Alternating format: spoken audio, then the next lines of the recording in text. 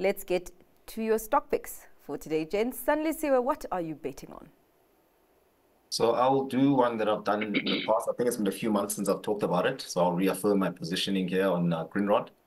I think, it's nice industrial, small to mid-cap company poised for growth in a kind of better kind of environment for South Africa.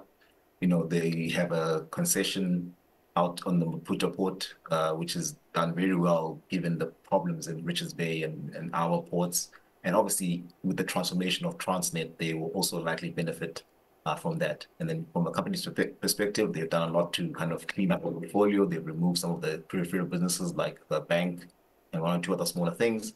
And it's not trading on an expensive multiple, single-digit PE. So I think Grindrod is a good bet. All right. On your side, Willem? I'm going to pick AECI Chemicals and Mining. I think that's sort of what the company's become.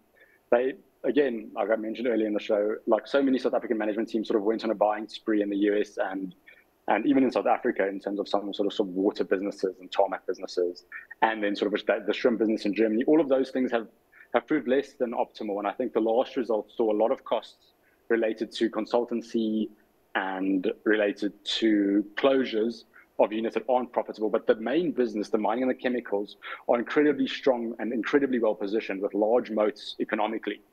Mining explosives are incredibly difficult to make, and there are sort of one or two companies in South Africa that do them, and globally AECI does compete.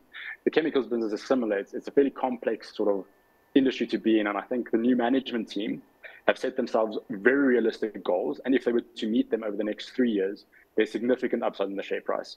All right. So, yeah, cool. Thank you. Okay, cool. Thank you so much for your time, gents. Really, really appreciate your analysis today.